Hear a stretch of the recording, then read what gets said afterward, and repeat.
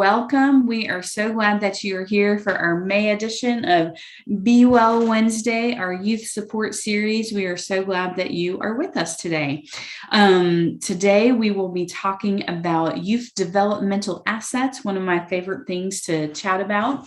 In our first two sessions, we talked about youth mental health. We also talked about helping our young people who are maybe grieving and who just need some extra support. Today, we're going to end on a positive note. We're going to talk about how to be proactive and help identify just those strong assets that our young people have. So we are going to be led by our friend Katie Gross. So Katie is a certified prevention specialist with the new Vista Prevention Center. In her role, she is committed to preventing substance abuse and promoting mental wellness through building up local community coalitions in central Kentucky. She's a native of Lexington, and she attended the University of Kentucky. She graduated with a bachelor's and master's degree in public health. In 2019, she began her journey in the field of substance use prevention when she joined the new Vista Prevention Center. Since then, she has focused on promoting prevention work and utilizing evidence-based prevention strategies to address the ever-evolving issues around youth substance use and mental health. So Katie, we are so glad you're with us. Thank you for being here, and I am going to turn it over to you. Awesome. Well, great. Well, I'm really excited to be here. I'm going to share my screen. Can you all see that?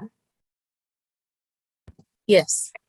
Perfect. Okay, so thank you, Maggie, for that introduction. As she said, I work in the field of substance use prevention, and the developmental assets, which is what we're going to talk about today, are foundational in prevention work. A lot of prevention programs are built around the developmental assets. They're kind of one of like the keystone pillars of a lot of work that we do. And a lot of you all, if you work with youth or you work with families, probably use the developmental assets, even if you aren't aware that you are using them, because, you know, the developmental assets essentially are what positive strengths do youth have and what do they need to do well and to succeed. So we're going to dive into this. I would love to start out to kind of get to know you all a little bit. I would love for you to answer this question. I've got a Padlet, which I'm experimenting with. So I would like for you all to think about your youth and not like the kids that are in your programs, but like your life, your adolescence. And what was one thing that helped you get to where you are today? So if you could scan this QR code, or Lindsay might drop a link to the Padlet in the chat, I will pull it up on our screen so we can look at it. But yeah, just add to the board one thing that helped you get to where you are today when you think about like your childhood, your adolescence. I asked some of my coworkers to answer this question, and so there are a few things on the board already. So I'll read these and then feel free to keep adding to this. So we've got a couple answers. So parents who always pushed me, were supportive, a really supportive group of friends, high school teachers that pushed me to connect with my community.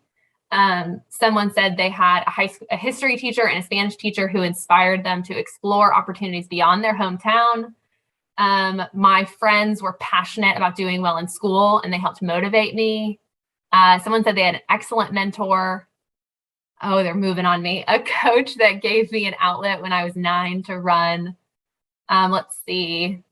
I saw a close group of friends and some adult mentors. Did I miss any? Oh, here we go. Okay. Mentors and teachers that encouraged me to step out of my comfort zone. A great group of friends. Awesome, awesome. Anybody throw any parent expectations? Wonderful. Okay, great. Well, thank you all for adding to that. I kind of just like to get people in the headspace before I talk about this, of thinking about their lives and the people that were really important to them and the things that they had in their life that were kind of foundational that you maybe didn't realize at the time were going to kind of set you on this path, but were really important. So I always like to start there. Let me go. All right, are you all seeing the PowerPoint again? Yeah. Okay. Well, great. Thank you. So that kind of connects to what we're going to talk about today. So the developmental asset framework, basically, if you're not familiar with it, it identifies 40 research-based strengths and supports that enable young people to develop into successful and contributing adults. So essentially, it answers the question, what things do kids need, not just to survive, but to thrive, right? To do well, what things do they need? So it is a very research-based structure. So how does it help is really what we're going to try and talk about today. Kind of like what it is, but like how is this useful and how can I intentionally use it? So when you have an understanding of the framework, it can really help you see the positive experiences and characteristics that young people need to grow up healthy. It also helps to kind of untangle the relationships between assets, risk behaviors, and thriving indicators, right? It makes sense to us that, sure, kids that have more assets do better, but this can kind of help piece out, well, what does that really look like? And what assets do kids really have? So that'll help us kind of understand that relationship. It can also help kind of narrow down where you should be focusing resources. If you're going to be working to build positive change in programs, what do you want to zero in on? What do you want to focus on? If you're going to be spending all this time and effort doing something, what's like the most effective way to kind of do that? It can also help you identify opportunities for youth to contribute. So youth having a voice in this process of identifying assets is a really key piece of this framework. So it'll really, youth can take an active role in developing assets and being asset builders.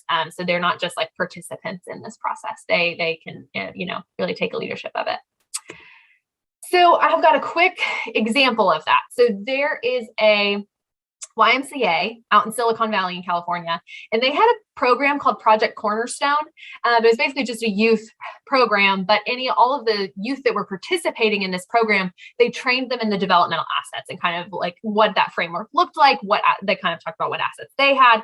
And one of the youth participating in this program just ran with it, and they decided to focus in on one asset. It was positive peer relationships. They decided that we're going to focus in on that.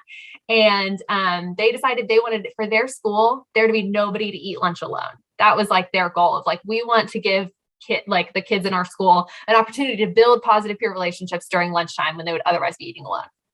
So they basically got this a space, and they invited anybody to come join it and eat their lunch in this space. And they planned activities and games and like events every day during lunch throughout the whole year. It was a youth run just space. I think they called it the fun zone or something like that. But so this is a picture from their awards ceremony where they gave the youth that kind of led that project an award. But so that was based off of the developmental assets, just zeroing in on one of being like, how could I build this up in my school? So that was a youth-led initiative. So I'm going to do some history of where this came from. And it all starts with the Search Institute in 1958. You cannot talk about the developmental assets without talking about the Search Institute. They're one and the same. By the end of this presentation, you might think that I work for the Search Institute or I'm somehow like getting kickbacks from them because I will like talk them up so much. I promise I don't. I'm just a really big fan of their research. They've done a lot of great work. But so they're a research organization. Their goal was to understand, what do young people need? So it took them about 30 years, but they were doing all this research on what are the needs of young people, and they compiled all of that research into what are now known as the developmental assets. So that was introduced in 1990, and it pulled a lot of different insights from fields of prevention, resilience, youth development, and created kind of this integrated view of, hey, this is the relationships, these are the opportunities, this is what kids need or young people need to thrive. So they took that, and they've continued to do research on it. They have been measured in more than 5 million young people. They've been conducting surveys all around the world to kind of see, hey, does this add up? Like, do kids actually have these assets? What assets are most common? What assets do people not really have that much? Is this like, are there cultural differences? Does this line up in terms of like what assets kids have? What are the benefits of having these assets? So they've continued to do research up until 2015, but they're still going strong and like keep developing and morphing to provide resources for people to build assets better. So that's their focus. Okay. I would love if everybody would either like throw in the chat, or you can either come off of mute if you'd like. When you think of teenagers, what words come to mind? If anybody would like to answer that question.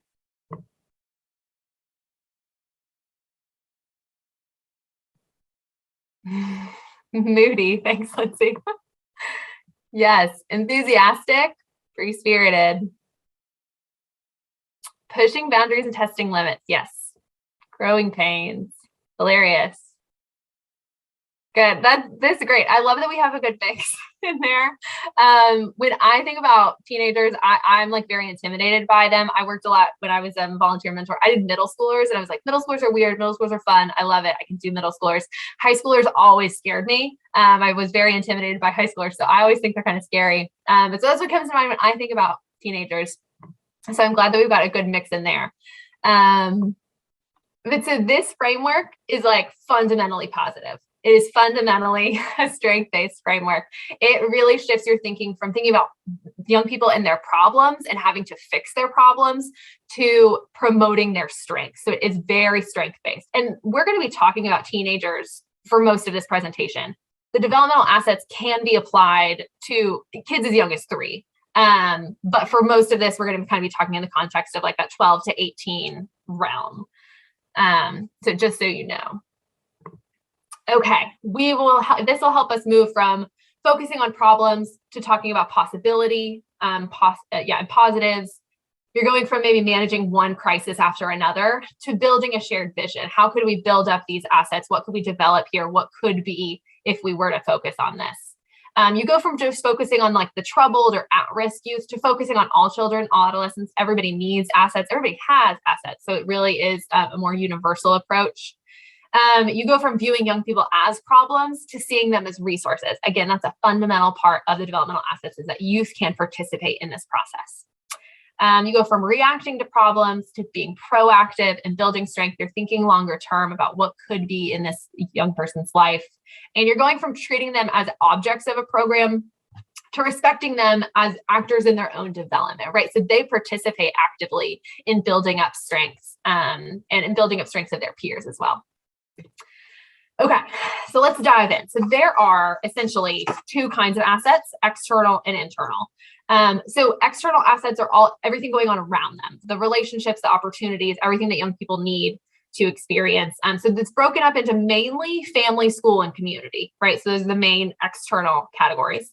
And then internal assets are personality traits, competencies, values, skills, things that young people develop that guides their choices and their behavior. So we're going to look at external first. So these are kind of the themes or the categories that you're going to see pop up. So I wanted to get you guys familiar before I give you the whole list of all 20 external assets. So you'll see support assets, empowerment assets, boundaries and expectations, and constructive use of time. Okay, so let's look at just the external ones first. So again, this is the categories for 12 to 18-year-olds. So the first kind of theme is support. So we've got family support. So like that definition might change depending on the age that you're looking at, but family support is always going to be an asset no matter what the age is. So family life provides high levels of support. You have positive family communication. So positive number 2 and number 6, positive family communication and parent involvement in schooling. Those are really common assets for kids to have when they're younger, but as they get older, those do tend to drop off. So it's just something interesting to know that assets change over time. Things that kids have at some point can lose, or something can happen and they just are no longer doing that. So other adult relationships. So a young person receives support from 3 or more non-parent adults. So another thing to note about this is that young people can have support from like 1 or 2 other non-parent adults, and that's still a good thing. It's just not considered an asset or like a very specific strength unless it reaches that threshold of 3 or more adults. So building assets that they're like close to, or like, oh, they're sort of here, could be another approach to this. If you're working one-on-one with a youth and you would want to do, they're like, well, they've kind of got this, but so maybe we could build one more in here. So that's an approach. A caring neighborhood and a caring school climate. I wanted to note on the school climate, I think if you ask anybody that works in a school, they would tell you, of course, we care about our kids. Of course, we care about the students that go here. But it's not necessarily about that the school actually cares. It's that the youth perceives that the school cares about them, right? They are feeling that they are cared for in this school. So a really small thing that I remembered, I had a high school teacher who every day after class, she would say something along the lines of like, hey, if nobody's told you yet, like, I'm really glad you're here today.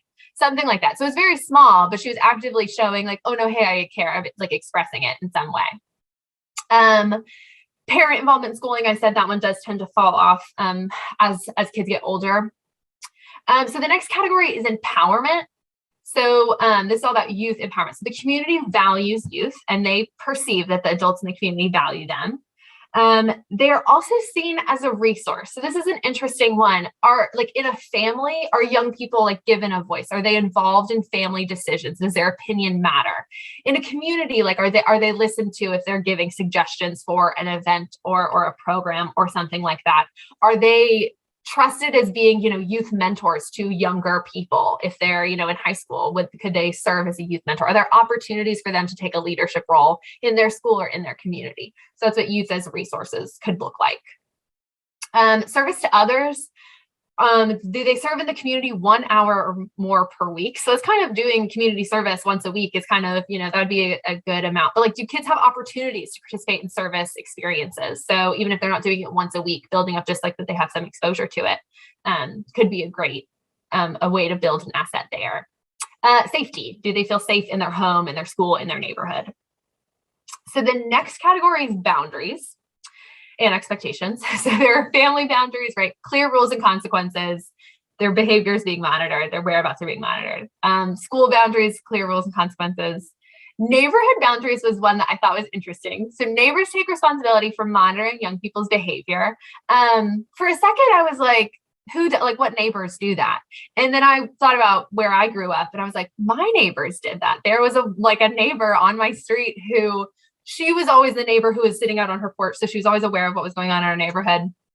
She would yell at cars if they were driving too fast through our neighborhood. She would always yell like, slow down, or like kids are here, or something like that. And it became really clear, like through the kids, like, oh, if our parents are out of town, like you couldn't throw a party like Mrs. Miller would tell your parents. Like it was known, right? So she was very much monitoring our behavior. And it wasn't until I was looking at this again that I was like, oh, I didn't realize that I had that.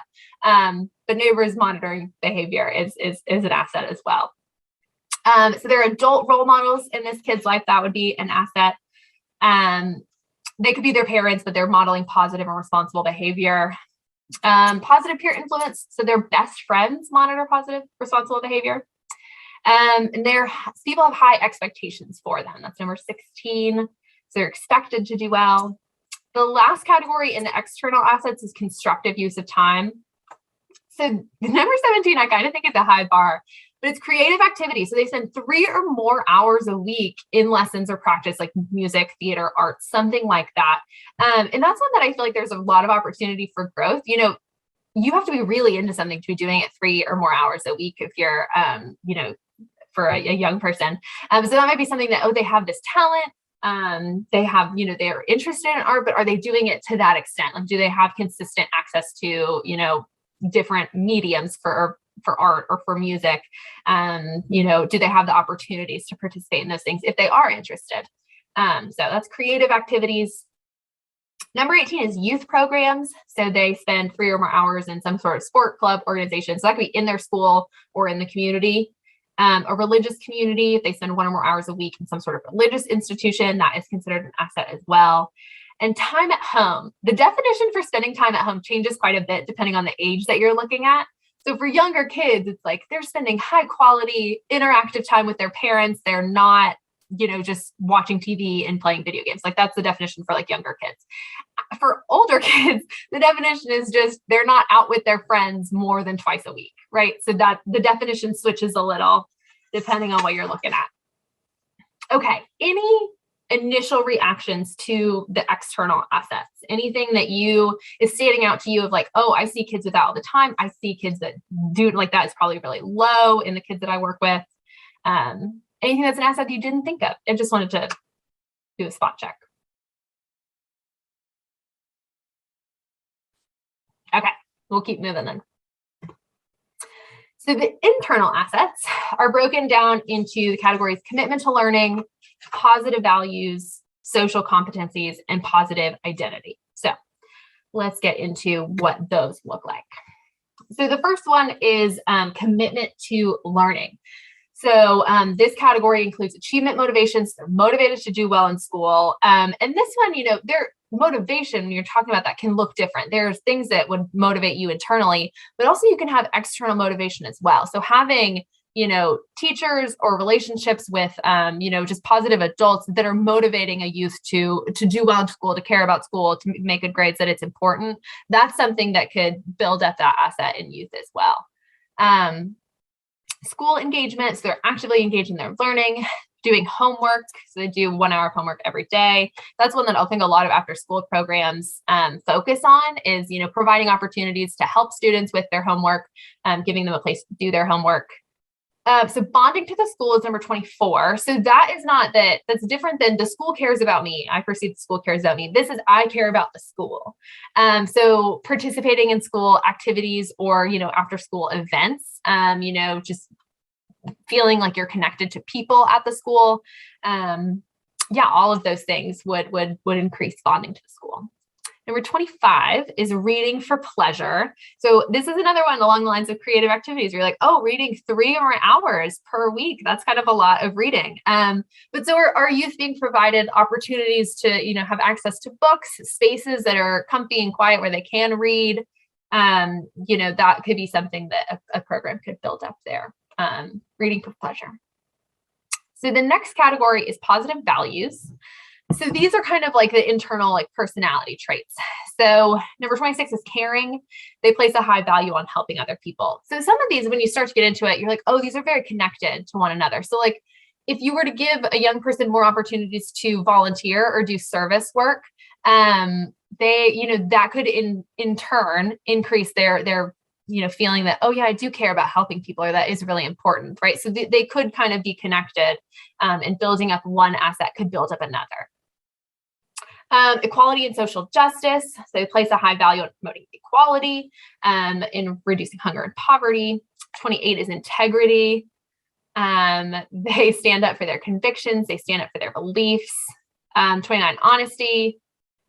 30 is responsibility. And then, they accept and take personal responsibility. I feel like that is a big one with youth. So, even just having youth identify, hey, what are your responsibilities? Like at home, in the community, at school, like what things are you responsible for? And being able to give them more opportunities to take on responsibility could be a way to build up that asset. Restraint is interesting. It is a young person believes it's important to not be sexually active or to use drugs or alcohol. So I don't have information on the sexually active, but because I work in substance use prevention, I've got a little bit of data for you all. So in the fall of 2021, there was a survey done in all Fayette County schools called the Kentucky Incentives for Prevention. And they surveyed kids basically on what they thought about drugs and alcohol and what their substance use looked like. So I think a lot of people have this perspective that, all young people or all high schoolers are doing drugs, or all of them are drinking. But there's definitely, the data would tell us that's not really true. So looking at just 10th graders, 80% of 10th graders thought it was wrong for kids their age to smoke cigarettes. 65% thought it was wrong for kids their age to vape. So it's a little bit lower, but that's kind of on trend. 73% thought it was wrong for kids their age to drink regularly. And 65% thought it was wrong for kids their age to smoke marijuana. So just kind of some, just to kind of give you a little bit of data that most kids have restraint, most kids have that perspective. The definition is a little bit different for younger kids. You're talking a little bit more about like just making healthy choices, and they think health is important. So that it looks a little different. The next category is social competencies. So these are a lot of those like skill-based things. Do kids have these social skills? Are they good at planning and decision-making? Do they know how to plan ahead? Are they good at making choices? Do they see that there are consequences to their decisions, but that they have some like agency there, they can make decisions? Interpersonal competence is just friendship skills, empathy, stuff like that. Cultural competence, do they have knowledge of and comfort with other cultural, racial, ethnic backgrounds? There's also ways like that you can connect cultural competency with like other assets. So for example, like the reading for pleasure, like you could build up that one as well by making sure, but also cultural competency by making sure that the options of like the protagonists in all the books that you're providing, are from racial, ethnic, different backgrounds and have all these like different perspectives. So that's one way that you can kind of combine assets. Resistance skills is like, can they resist negative peer pressure in dangerous situations? Peaceful conflict resolution. Are they seeking to resolve conflict non-violently? And then the last category I think is really interesting. So positive identity is the last category. And the first one, personal power. The definition is young people feel they have control over things that happen to them. So there's kind of some distinction here because it's a little bit more of like they understand that there's a difference between things that they cannot control, because there are things that are out of kids' control, right? Their family situation, they can't always control. Where they live, they can't always control.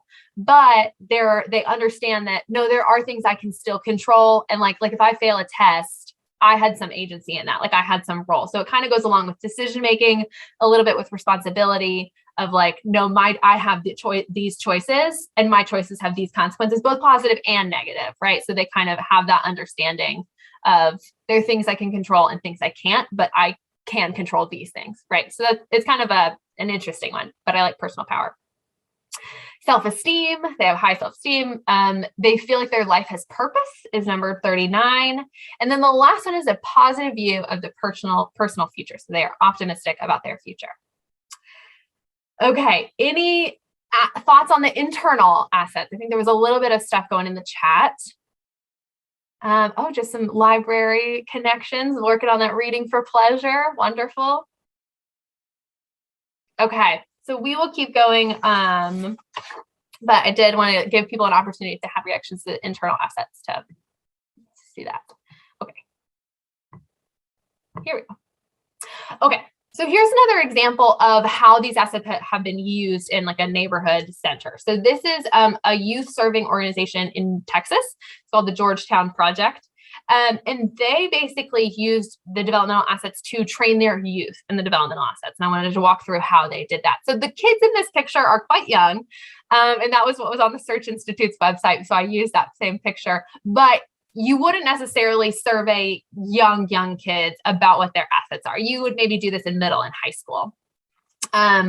So you would basically give youth a survey version of that list we just went through. And it would have a statement that is like, I value helping people, true or false. I place high value on that. And so they would complete that survey and I would say if they have a carrying asset. And so the Georgetown Project did this with their youth that participate. They kind of assessed what assets they had. And then they walked the youth through a conversation about that, of saying, okay, I have these assets. What's a normal number of assets to have? What are the most common assets? What assets are maybe a little bit more uncommon? What's kind of unique to me? How do my assets compare to everybody else in this program? So you can kind of have conversations about that. And you can have conversations about what is the point of having assets? Like, how are these helpful? How are these beneficial? And kind of get them to identify, oh, these are things I have. This is why they're important. But this is maybe something else that I can develop, or like, I'm so close on this one. I bet I could, like, if I spend a little bit more time doing this, that would build that asset up. So that is something that the Georgetown Project does really consistently, and they've worked it into their official like programming. Is basically they will walk through the developmental assets with youth. So I wanted to give you a couple, like some little researchy things. So, because that's a list of 40 assets, right? I feel like you get to the end and you're like, geez, like they're not asking for much. It is not normal for kids to have all of the assets. An average number of assets to have is 20. It's about half. So this chart on the screen will kind of show you about 11% of kids have 0 to 10 assets. And on the flip side of that, 11% of kids have almost all the assets, 31 to 40, right? So that's not super common to have either like hardly any assets or a ton of assets. So those are two extremes. Most people fall more in the middle. So about 40% of kids have 11 to 20, and about 40% have 21 to 30. So that's just kind of a baseline to keep in mind of like, what's a normal number of assets to have? Here's some of the most common and least common assets, just to kind of keep in mind. So on this survey, 75% of you said that they had integrity, right? So just kind of looking up, that's what those numbers mean. And you'll notice on the most common assets, most of those are internal assets. Only family support and positive peer influence are external assets. So just kind of interesting that the most common assets are things that kids already have, right? So it's not their circumstances, because those, just interesting to note. And some of the least common assets, we got positive family communication, which is interesting because family support is very common to have. but positive family communication, not so much. So there's just kind of a distinction there. But youth as resources is not super common. Parent involvement in schools, not very common. Community values youth, right? And the reading for pleasure and reading or creative activities, right? So those aren't very common assets because that standard is a little high, 3 hours a week doing those things. But that is, just some of the more uncommon assets. I also wanted to point out there are some differences. So females in general tend to have like slightly higher level average number of assets. It's not by much, but females tend to have 21.3 on average, and males are only at 19.9. So just something to note. And then, as I mentioned earlier, assets change. High schoolers tend to report lower level of assets than middle schoolers, right? So some of those assets they might have had have fallen off. So why are assets important? What do they do? What are they giving kids? Youth that have higher levels of developmental assets are much less likely to engage in high-risk behaviors. So the Search Institute has also measured risk behaviors. So they have a list of like 24 risk behaviors that they survey. Some of them are listed in this blue box over here. So you've got a lot of substance use, violence, some mental illness stuff as well. But then the chart is looking at, okay, the more assets you have, the lower the average number of risk behaviors that you are like engaging in, right? So kids that have 0 to 10 assets are engaging in an average of 7.7 risk behaviors that are listed in this blue box. But that number goes down the more assets they have, right? So having more assets is protective against these risk behaviors.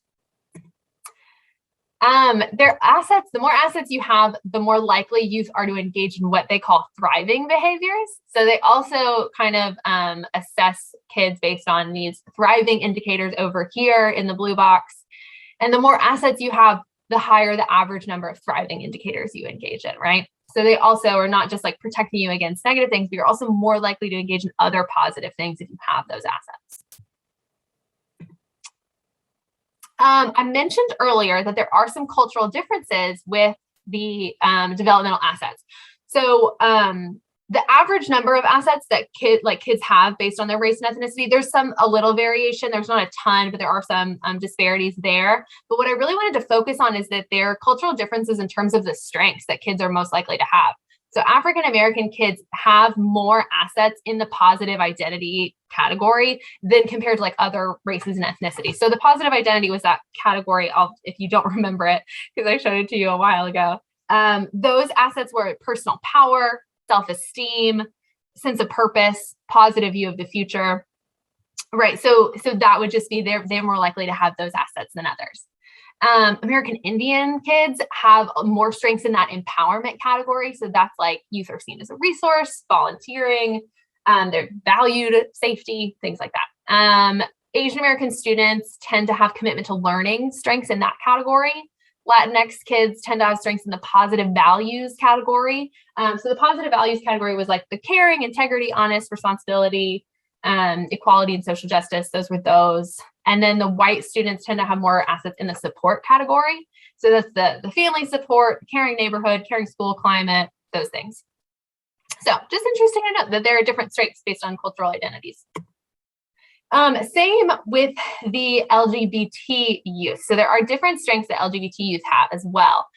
So most LGBT students that took this survey had the strengths listed at the top. So integrity, achievement motivation, time at home, quality and social justice, honesty, and positive peer influence. So that's just kind of an interesting thing to note that they're kind of spread out, but those are really strong for LGBT youth.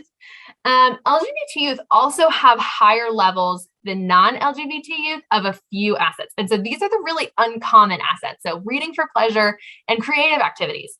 So it's interesting, 33% of LGBT youth and 32% of transgender youth have reading for pleasure, and that's compared to 21% of non-LGBT youth. So just kind of interesting. That's the same with creative activities. We got 27% and 29% versus 19% of non-LGBT youth engage in creative activities. So I just wanted to point out some different strengths in different like subpopulations. If those are groups of youth that you are working with, that there are strengths there as well. Okay. So I wanted to give you one more story from a community of how they've applied the developmental assets. So this is the Toberman Neighborhood Center. It's in San Pedro, California. So this is a area that's pretty high. They have pretty high crime rates, a lot of high rates of violence, and a lot of the youth that participate in their like neighborhood center have family members who are gang affiliated, and some of the staff at this center also used to be gang affiliated. So their focus for a really long time was safety, was violence prevention and intervention. So that was their work. And so they're working off the developmental assets and they didn't even realize it, right? So they're promoting those things and they were working on building those assets. But at some point they partnered with the Search Institute and they assessed kind of what assets they did have among their youth. And they were surprised to find that their family support, positive family communication, and parent involvement in schooling, those things were lower than they expected or lower than national rates. So they decided to implement kind of this series of parent-family workshops, and they were intended to build up family connectedness. And it was very, very specific, though, because they noticed that their young kids had these assets and then they were losing that assets as they transitioned into adolescence. And so that was the goal of this program, was we want young people transitioning into adolescence to attend these workshops with their families. And we want to kind of communicate the message that, no, your parents and your families, they're a resource to help you navigate adolescence. And they were really intended to build up family connectedness in that time. So their goal was to preserve that asset for the youth participating in that program. So it was just kind of an interesting approach that they took on being an asset builder, on ways to build up assets. So this is a quote that I wanted to share with you all from Peter Benson, who is the creator of the Developmental Asset Framework. And it says, after decades of forming hypotheses, conducting surveys, crafting and rewriting definition, analyzing data, writing journal articles, Search Institute researchers and practitioners have arrived at a surprisingly simple conclusion: nothing has more impact in the life of a child than positive relationships. Very simple, right? Like, they've done all of those things and they were providing all of these resources for people on how can you better build up the developmental assets? How can you help this? And they kept coming across a barrier that was, well, if you don't have the relationships, it's really hard to build assets, right? If you don't have a relationship with a kid, it's really hard to get them to have some sort of like increased achievement motivation if they don't really like trust you or you don't really know their name, so that they really pivoted to focusing on how can we build up relationships? Like, that is the most important part, because that's where it starts. And a relationship in and of itself, a positive adult relationship, is an asset, right? So if you can start there and then build into other programs, other services, other like opportunities and in your interactions with youth, that's a really good place to start. So the building blocks of this are having positive relationships with youth. So there are a couple of resources that I wanted to share around building relationships with youth. So this is on the Search Institute's website. It is a relationship check survey. So if you have relationships with kids, if you work with kids a lot, this could be a really helpful tool for you, just to kind of do like a little spot check for yourself of saying, am I working these things already into the relationships that I have, or do I need to maybe spend a little bit more time focusing on them? So this is just like a screenshot of the survey on their website, and I can send a link to it later. But it basically asks these questions. Okay, how much attention are you giving to your interactions with people for these specific things? So showing them they can trust you, giving them individual attention, making them feel known and valued. Right. So those are just expressing that you care.